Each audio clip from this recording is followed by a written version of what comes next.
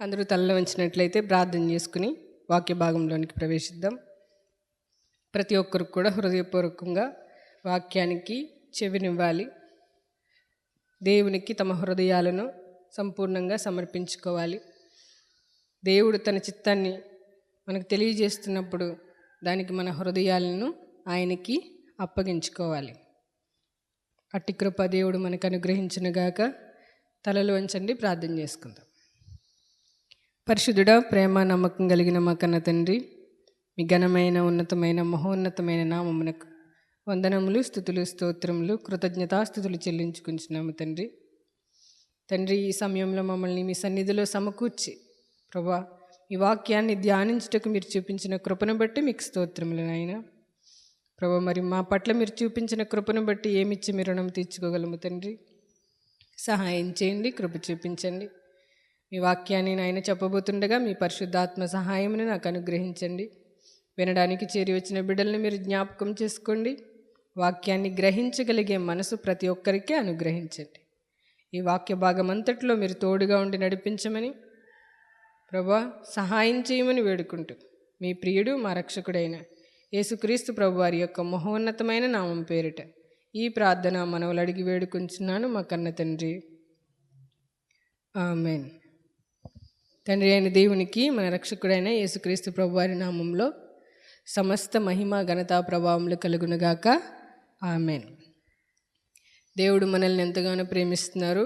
ఈ విషయాన్ని మనం ఎప్పుడూ మర్చిపోకూడదు. దేవుడు మనల్ని ప్రేమిస్తున్నారు. ఈ ప్రేమ లోక సంబంధమైన ప్రేమ కాదు, ఇది ఆత్మ సంబంధమైన ప్రేమ.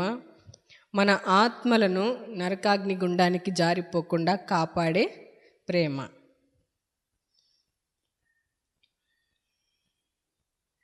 హోషియా గ్రంథము.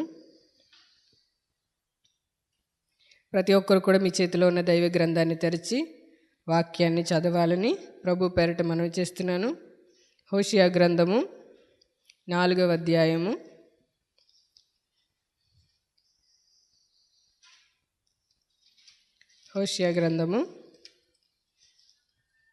4వ అధ్యాయము 1వ వచనం నుండి. ఇశ్రాయేలీయులారా, యెహోవా మాట ఆలకించుడి.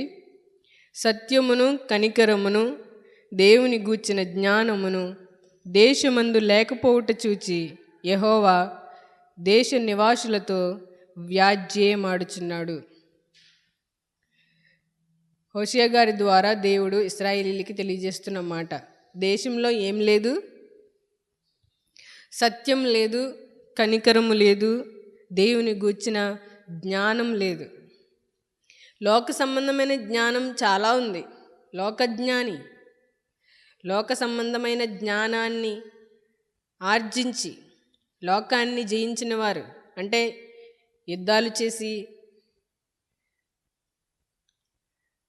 మనుషుల్ని జయించి రాజ్యాలు స్థాపించిన వారు ఉన్నారు. కానీ దైవ జ్ఞానం, దేవుని గూర్చిన జ్ఞానం లేకపోవడం చూసి దేవుడు ఏం చేస్తున్నాడు? మనుషులతో వ్యాజ్యమాడుచున్నాడు. మనుషులే లోకంలో మనం చూస్తే చాలామంది ఏమంటారంటే నరఘోష, నరదిష్టి, ఇంకా ఏవేవో ఉంటాయి. అంటే మనుషులు చూస్తే, మనుషులు కోపగిస్తే, మనుషులు మన వైపుకి వ్యతిరేకంగా తిరిగితే మనకు చాలా ప్రమాదాలు వస్తాయని భయపడతారు. దానివల్ల నష్టం ఉంటుందో లేదో నాకు తెలియదు, కానీ దేవునితో వ్యాజ్యమాడితే, దేవునికి వ్యతిరేకంగా మనం తయారైతే, లేదా దేవునికి విరోధంగా మనం ప్రవర్తిస్తే దేవుని నుండి వచ్చే ఉగ్రత, శిక్ష అనేది తప్పక వస్తుంది. అందుకే అంటాడు, శరీరమును చంపువానికి భయపడుకుడి, శరీరమును ఆత్మను కలిపి చంపువానికి భయపడుడి. ఎవరికి భయపడాలి? దేవునికి. దేవుడు శరీరమును ఆత్మను కలిపి చంపగలవాడు. మనుషులు ఇక్కడున్న భూమి మీద మన శరీరాన్ని చంపగలరు, కానీ మన ఆత్మని చంపలేరు.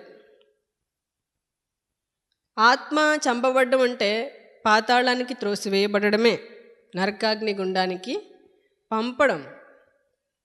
దేవుని ఇష్టాన్ని మనం నెరవేర్చలేనప్పుడు, దేవుని చెప్పిన మాట మనం వినలేనప్పుడు దేవుడు మనల్ని ఎక్కడికి తోసేస్తున్నాడు? నరకాగ్నికి తోసేస్తున్నాడు, విడిచిపెట్టేస్తున్నాడు మనల్ని. అలాంటి సందర్భం రాకుండా ముందే ఆయన ఏం చేస్తున్నాడు? ప్రజలతో వ్యాజ్యం ఆడుతున్నాడు.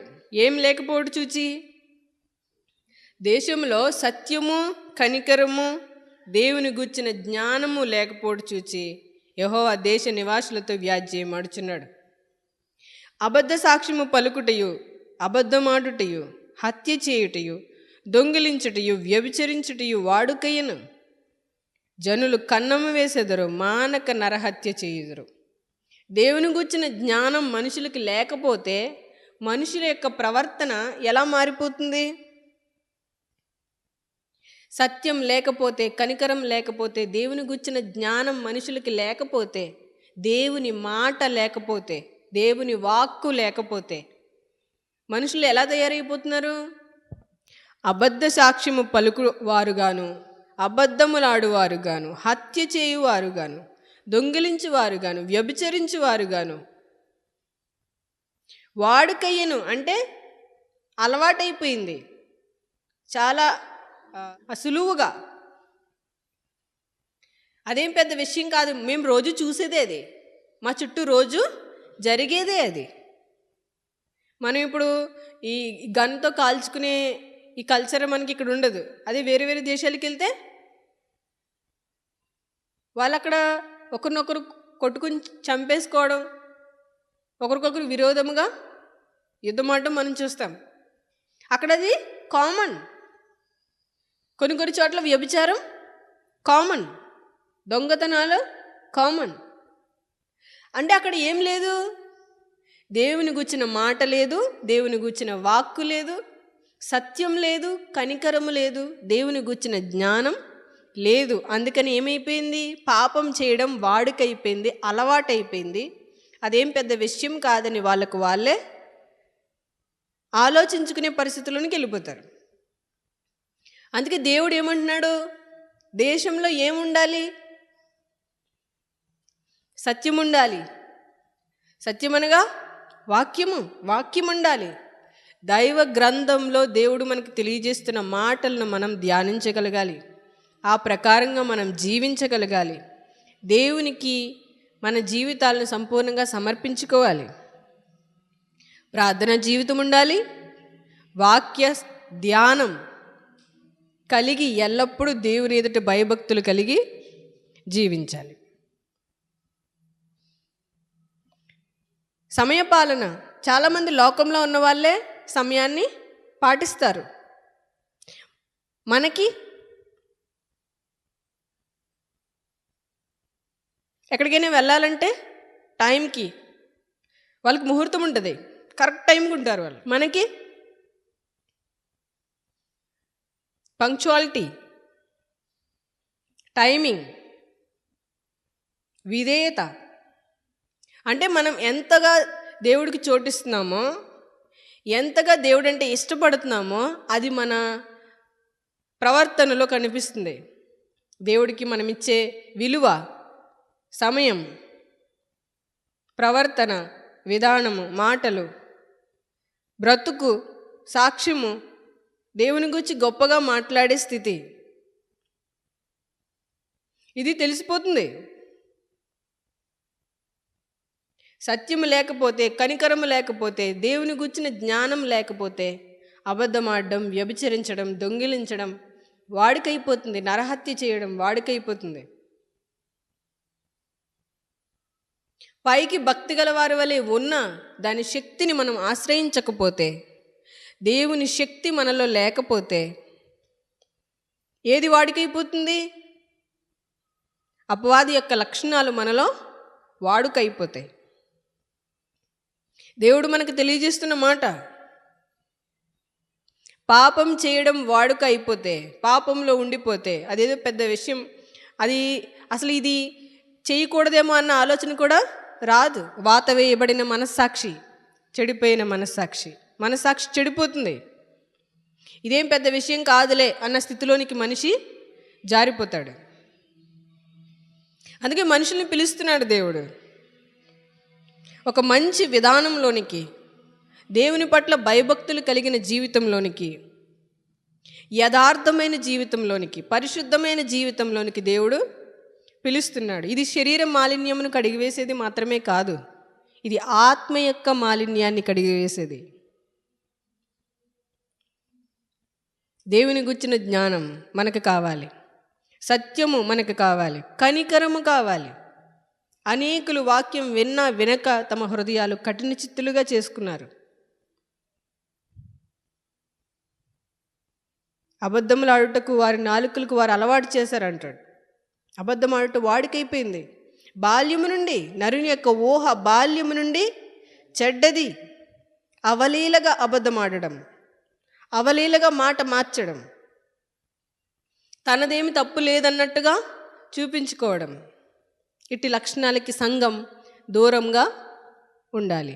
ప్రభువుకి తమ హృదయంలో చోటు ఇవ్వాలి. ఎందుకంటే దేవుడు ప్రతి ఒక్కరూ యథార్థంగా ఉండాలని కోరుకుంటున్నాడు. మనుషుల్ని దేవుడు యథార్థవంతులుగా పుట్టించాడు.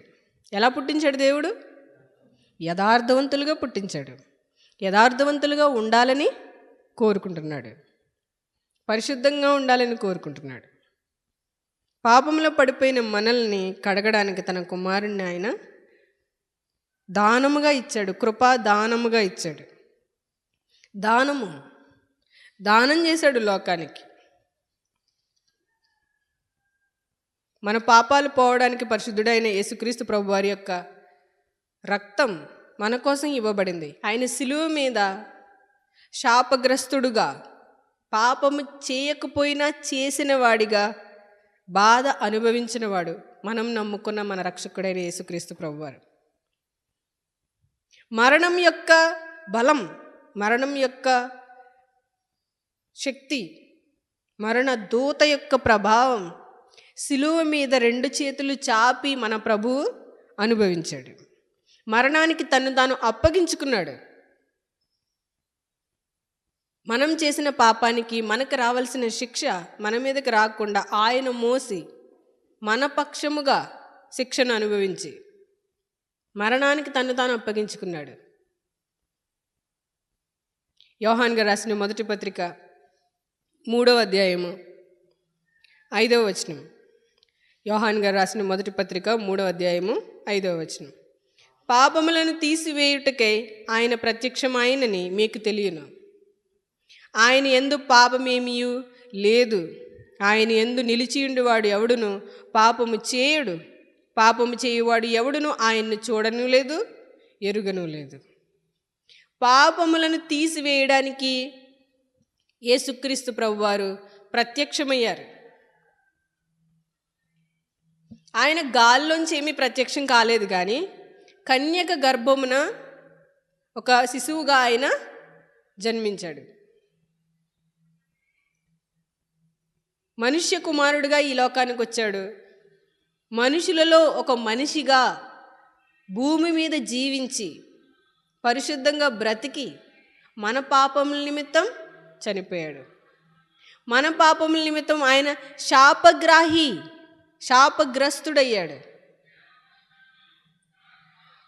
లోకంలో ఉన్న పాపం యొక్క శక్తి అంతా ఎవరి మీద పడింది? యేసుక్రీస్తు ప్రభువారి మీద పడింది. చాలామంది వెళ్ళకలా పడుకున్నావేంటమ్మా, వెళ్ళకలా పడుకోకూడదు, పక్కకు తిరిగి పడుకోవాలంటారు. అంటే వెళ్ళకలా పడుకుంటే ఏదో వచ్చేస్తుందని.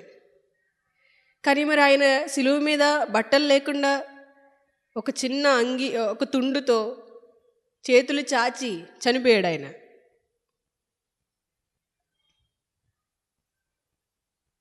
పాపానికి, మరణానికి తను తాను అప్పగించుకున్నాడు. నీచాతి నీచమైన మరణానికి తను తాను అప్పగించుకున్నాడు. ఎందుకు? మన పాపములను తీసివేయడానికి. మన పాపములను తీసివేసి మనల్ని పరిశుద్ధులుగా తీర్చిదిద్ది దేవుని యొద్దకు చేర్చడానికి ఆయన తను తాను శాపగ్రస్తుడుగా అప్పగించుకున్నాడు. పాపములను తీసివేయుటకే ఆయన ప్రత్యక్షమైనని మీకు తెలియను. ఆయన యందు పాపమేమీ లేదు. పాపమేమీ లేకపోయినా పాపంలో ఉన్నవారిని రక్షించడానికి తన్ను తాను అప్పగించుకొనెను. ఆయన యందు పాపం ఏమీ లేదు. ఆయన యందు నిలిచి ఉండేవాడెవడును పాపము చేయడు. నిజముగా క్రీస్తునందు నిలిచిన వారు పాపమును చేయరు, దాన్ని అసహించుకుంటారు. పాపము చేయవాడెవడును ఆయన్ను చూడనూ లేదు, ఎరుగనూ లేదు. ఒకవేళ పాపం చేస్తుంటే అతను నిజముగా యేసుక్రీస్తు ప్రభువారిని చూడలేదు, ఎరుగలేదు ఆయన ప్రేమను. ఆయన ప్రేమను ఎరిగిన వారు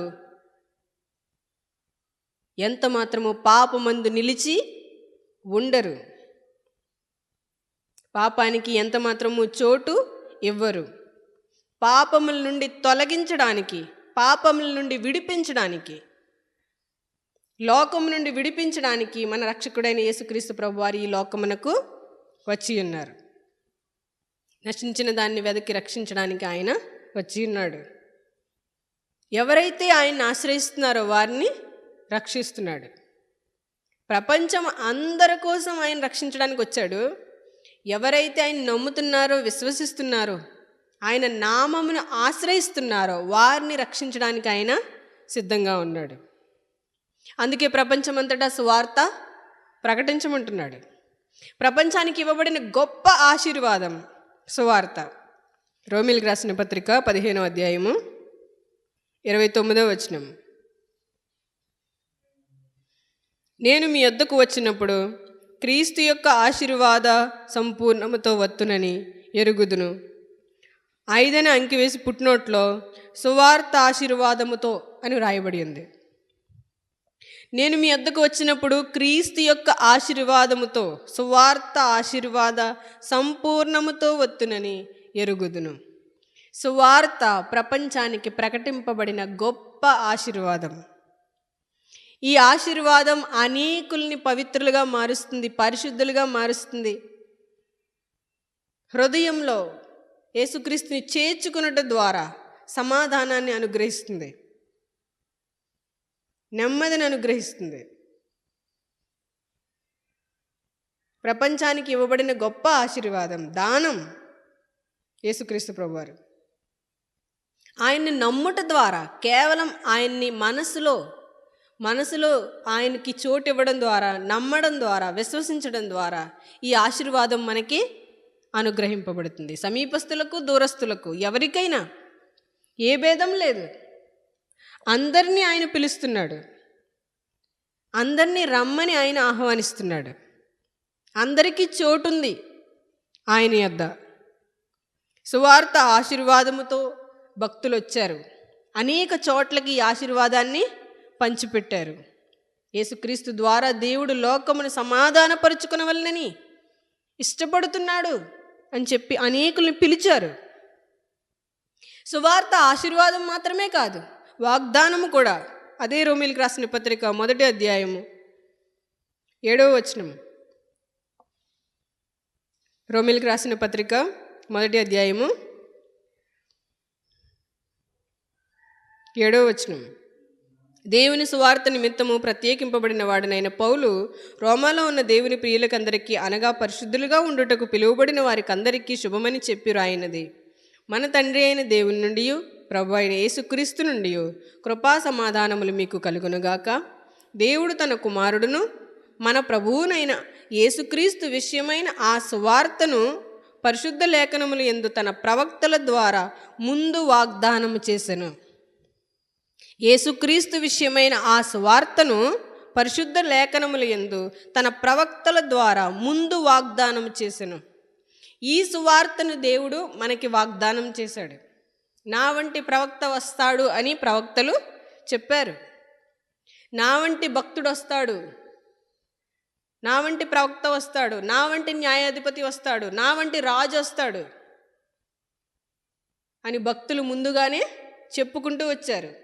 సువార్త ఆశీర్వాదం, సువార్త వాగ్దానం.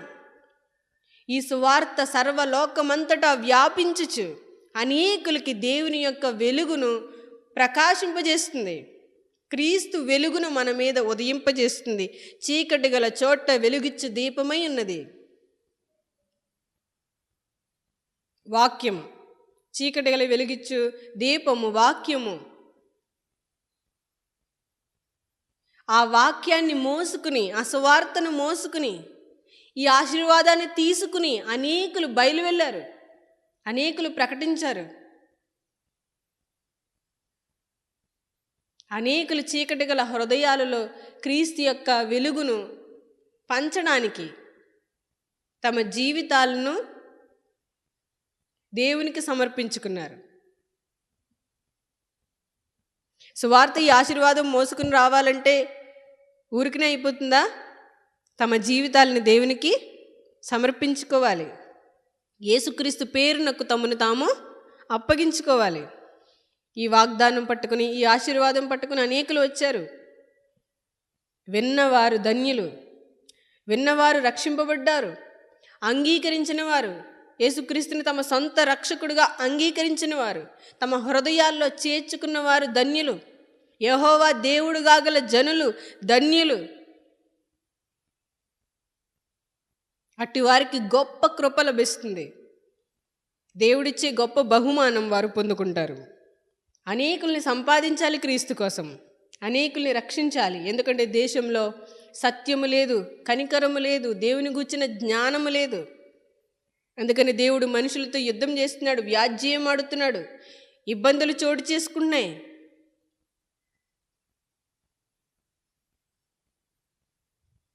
అదే హోషేయ గ్రంథంలో మనం ఇంకా అధ్యాయం అంతా చూస్తే ఇబ్బందులు చోటు చేసుకున్నాయి, శ్రమలు చోటు చేసుకుంటున్నాయి, అవసరతలు చోటు చేసుకుంటున్నాయి. దేవుని వైపు అయినా తిరగట్లేదు, దేవుని వెతకట్లేదు. ప్రతి ఒక్కరి జీవితంలో ఎదురయ్యే సమస్యలను బట్టి, ఇబ్బందులను బట్టి, వ్యాజ్యములను బట్టి వాళ్ళు దేవుని తట్టు చూడట్లేదు. దేవుడు పిలుస్తున్నాడు. శ్రమ సంభవించనా ప్రార్థన చేయవలను, ప్రార్థన చేయవలను, వాక్యం చదవవలను, దేవునికి తమ హృదయములలో చోటు ఇవ్వవలను, తమ జీవితాలు దేవునికి సమర్పించుకొనవలను, దేవునికి భయపడవలను, సత్యమును, కనికరమును, దేవుని గుర్చిన జ్ఞానమును దేశములో స్థాపింపవలను. అట్టి పిల్లలుగా దేవుని పిల్లలైన క్రైస్తవులు ఉండాలి. కొరింథీయులకు రాసిన మొదటి పత్రిక 9వ అధ్యాయము.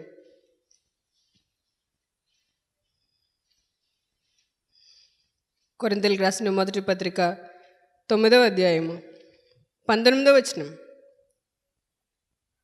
నేను అందరి విషయము స్వతంత్రుడనై ఉన్నను, ఎక్కువ మందిని సంపాదించుకున్నటకై అందరికీ నన్ను నేనే దాసునిగా చేసుకుంటుని.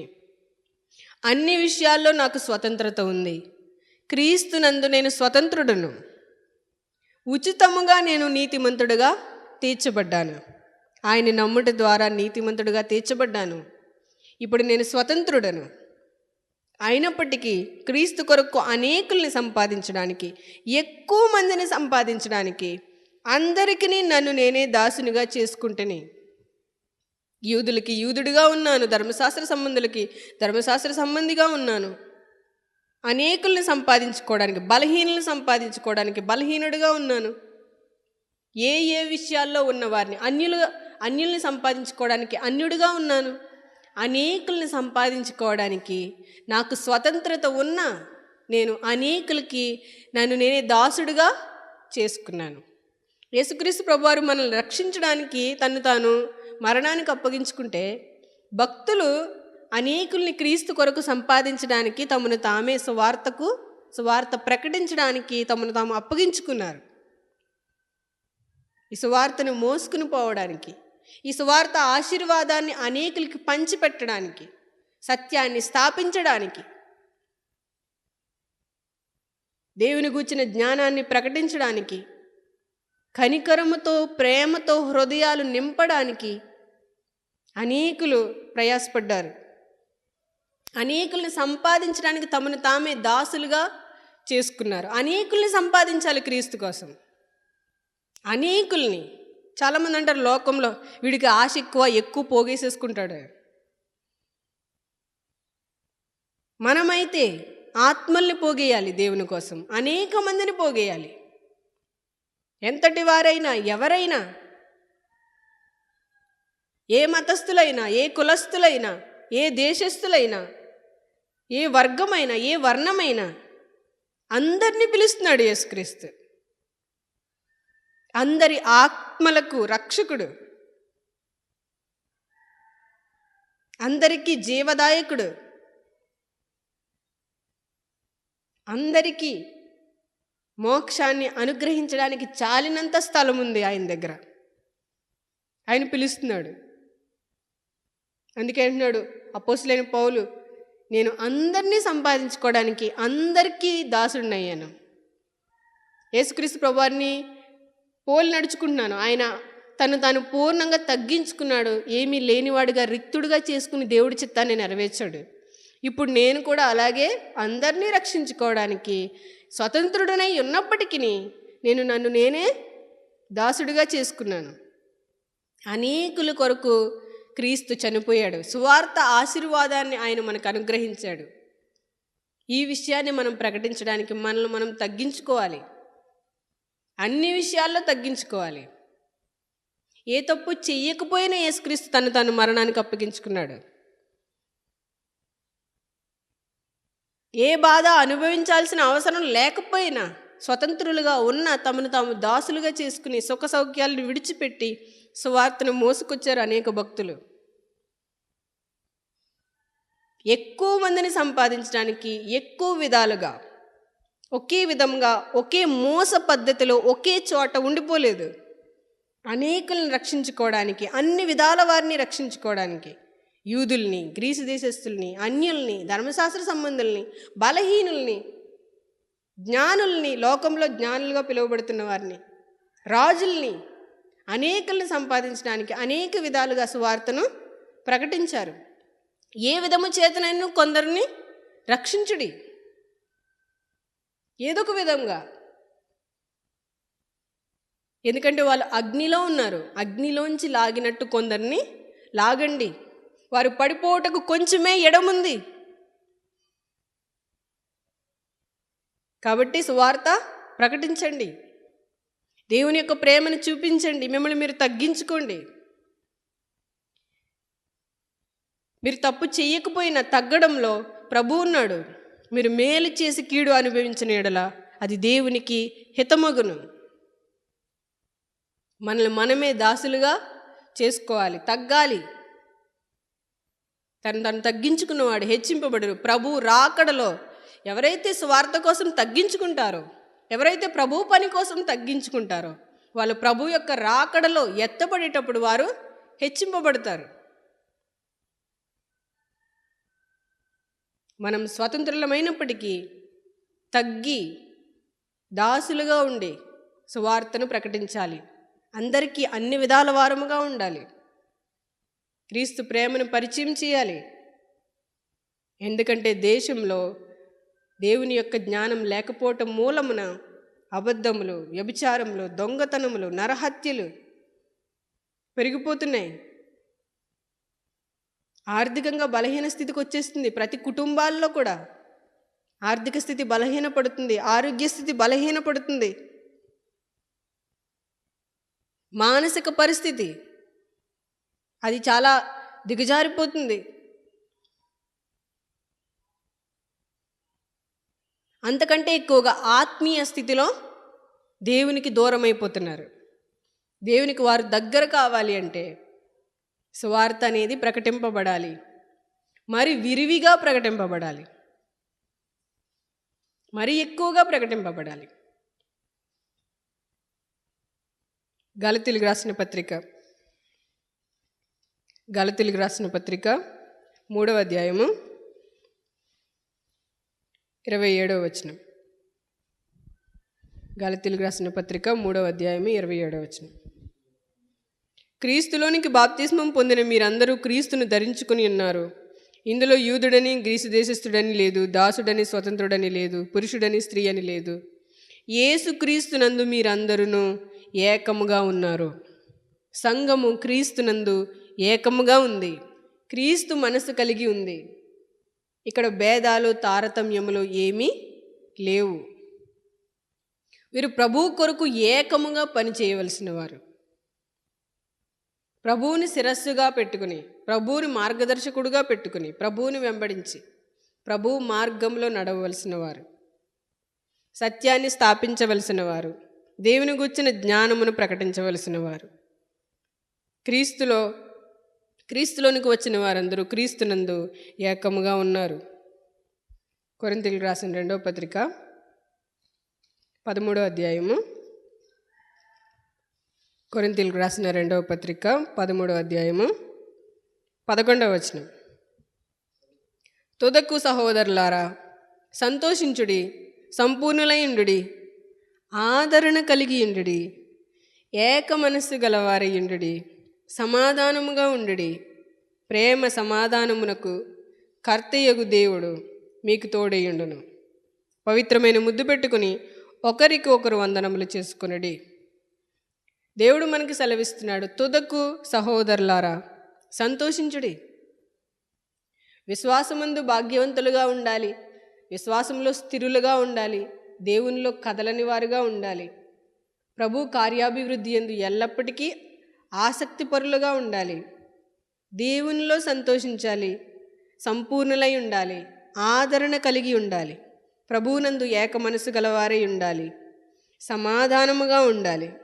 ప్రేమ సమాధానములకు కర్తయగు దేవుడు మీకు తోడయ్యుండును. దేవుడు ప్రేమకు సమాధానమునకు కర్త.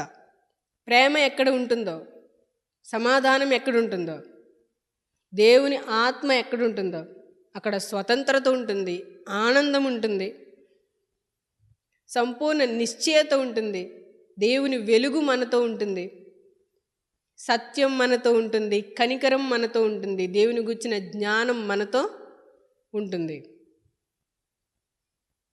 దేవుడు తన పిల్లలు గొప్పదైన తన వెలుగులో బ్రతకాలని కోరుకుంటున్నాడు, తన చిత్తాన్ని నెరవేర్చాలని కోరుకుంటున్నాడు. యథార్థవంతులుగా, పరిశుద్ధులుగా, ఈ లోక సంబంధులుగా కాకుండా పరలోక సంబంధులుగా జీవించాలని కోరుకుంటున్నాడు.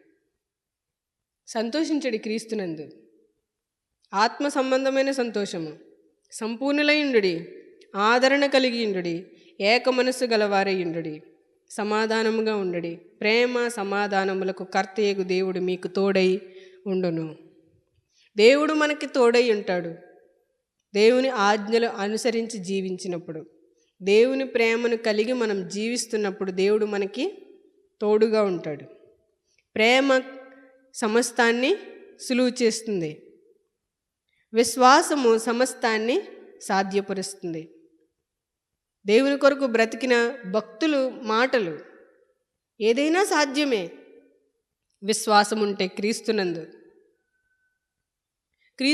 విశ్వాసం ఉంటే ఏదైనా సాధ్యమే. క్రీస్తు ఎడల ప్రేమ ఉంటే సమస్తము సులువే, అన్నీ సులువు, ఏది కష్టం కాదు. మనకి యేసుక్రీస్తు తోడుంటే సమస్తము సులువే. దావీదుకి దేవుడు తోడుగా ఉన్నాడు కాబట్టి గొల్యాతును కొట్టడం దావీదుకి చాలా సులువు.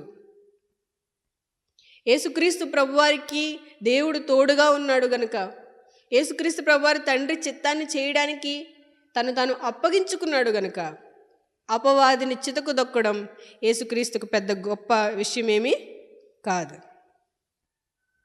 యేసుక్రీస్తు ప్రభువారు మరణ దూత దాని శక్తిని పూర్ణముగా చితకదొక్కాడు. మరణాన్ని జయించాడు, ఆయన సిలువను జయించాడు, పాపాన్ని జయించాడు. పాపం ఆయన యందు ఎంత మాత్రము లేదు. పాపములో ఉన్నవారిని కూడా విడిపించగలడు, పాపము నుండి తొలగించగలడు. అట్టి శక్తిమంతుడు యేసుక్రీస్తు ప్రభువారు. మనకి సెలవిస్తున్న మాట, దేవుడు ప్రేమ సమాధానములకు కర్త. ఆయన ఎల్లప్పుడూ మనకి తోడుగా ఉన్నాడు.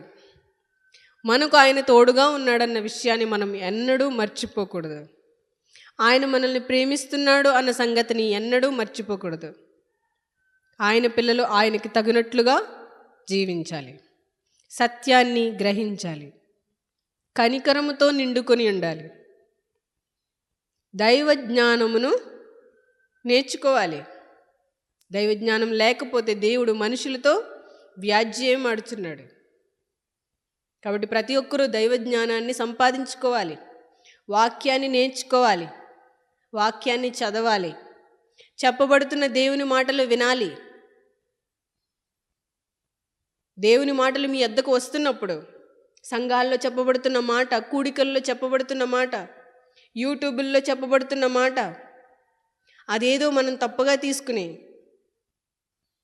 వేరు ఆలోచనలతో మనం అర్థం చేసుకోకుండా దేవుడు మనతో ఏం మాట్లాడుతున్నాడు, దేవుడు మనకి ఏం సెలవిస్తున్నాడు, ఆయన చిత్తం ఏంటి, ఆయన నడిపింపు ఏంటి, నేను ఆయన్ని ఎలాగూ సంతోషపరచగలను, ఎప్పుడు ఆయన నాకు తోడుగా ఉంటాడు అనే విషయాల్ని మనం గ్రహించగలగాలి. ప్రేమ సమాధానమునకు కర్తయగు దేవుడు మనకి ఎల్లప్పుడూ తోడుగా ఉంటాడు. మనల్ని ప్రేమిస్తున్నాడు, తన కుమారుణ్ణి ఇచ్చేంతగా మనల్ని ప్రేమిస్తున్నాడు. సువార్త మనకి గొప్ప ఆశీర్వాదం, గొప్ప వెలుగు. ఇట్టి గొప్ప వెలుగు కలిగి దేవునిలో అందరూ ఆనందించాలని కోరుకుంటూ నా మాటలు ముగిస్తున్నాను. తలలో ఉంచండి, ప్రార్థన చేసుకుని. పరలోకమందున్న మా కన్న తండ్రి, మీ ఘనమైన ఉన్నతమైన మహోన్నతమైన నామం పేరిట ఈ ప్రార్థన మనవులు ఆయన అడుగుతున్నాము. నాయన సహాయం చేయండి. మా విన్నపములు మీకు నాయన తెలియజేస్తున్నాం, మాకు సహాయం చేయండి. ప్రభా కృప చూపించండి, కనికరించండి. మీ గొప్పదైన సువార్త ఆశీర్వాదమును మా కొరకు పంపించారు, మమ్మల్ని ఎంతో ప్రేమించారు. ఆయన మీ కుమారుడైన యేసుక్రీస్తు ప్రభువారి యొక్క ఆయన రక్తములో మా పాపములకు క్షమాపణ ఉంది కనుక ఈ క్షమాపణ మేము పొందుకొని మీ కొరకు ఉన్నతంగా బ్రతుకుటకు మాకు సహాయం చేయండి. మీ సువార్తను నాయన మోసుకుని పోవువారికి ఆయన మీ కృప కనికరము నిండారులుగా దయచేయండి. ఈ గొప్ప ఆశీర్వాదాన్ని అనేకులకు పంచిపెట్టుటకు సహాయం చేయండి. ప్రభా, ఎక్కడైతే మీ జ్ఞానం లేదో, సత్యము లేదో, కనికరము లేదో అక్కడ నాయన మీ కృప ప్రకటింపబడినట్లు సహాయం చేయండి. దేశము బాగుపడినట్లు సహాయం చేయండి, కుటుంబాలు బాగుపడినట్లు సహాయం చేయండి, బ్రతుకులు బాగుపడినట్లు సహాయం చేయండి. మీ కొరకు అనేకులు ఉన్నతంగా బ్రతకడానికి, అనేకుల్ని సంపాదించడానికి సహాయం చేయండి. మమ్మల్ని మేము పూర్ణంగా మీకు అప్పగించుకోవడానికి సహాయం చేయండి. ప్రభా, ఎందరైతే వాక్యానికి చెవినిస్తున్నారో వారందరి కుటుంబాలను దీవించండి, ఆశీర్వదించండి. నాయన మీ నిండైన ఆత్మ సంబంధమైన మేలులతో నింపండి. వారి హృదయాలు నిండుగా మీ ప్రేమ, సమాధానము, మీ జ్ఞానమును నిండుగా అనుగ్రహించండి. ఎల్లప్పుడూ మీలో సంతోషించే భాగ్యాన్ని దయచేయండి. ప్రభువా, క్రీస్తునందు ఏక హృదయం కలిగి మీ కొరకు పనిచేయుటకు సహాయం చేయండి. ప్రభు, మీ కొరకు ఏర్పాటు చేసిన జనాంగముగా, పరిశుద్ధపరచబడిన జనాంగముగా, సంఘముగా నాయన మీ కుమారుడైన యేసుక్రీస్తు ప్రభువారి రాకడలో ఎత్తబడి గుంపుగా లోకానికి ప్రత్యేకంగా బ్రతుకుటకు సహాయం చేయండి. మీ కృపను నిండారులుగా అందరికీ అనుగ్రహించమని కోరుకుంటూ ప్రభు, మరి ఈ కార్యక్రమం అంతట్లో మీరు తోడుగా ఉన్న విధానమును బట్టి ఆయన మీకెన్నో కృతజ్ఞతాస్తుతులు చెల్లించుకుంటూ మీ ప్రియుడు మా రక్షకుడైన యేసుక్రీస్తు ప్రభువారి యొక్క మహోన్నతమైన నామం పేరిట ఈ ప్రార్థన మనవులు అడిగి వేడుకొనిచున్నాము మా కన్న తండ్రి. ఆమేన్.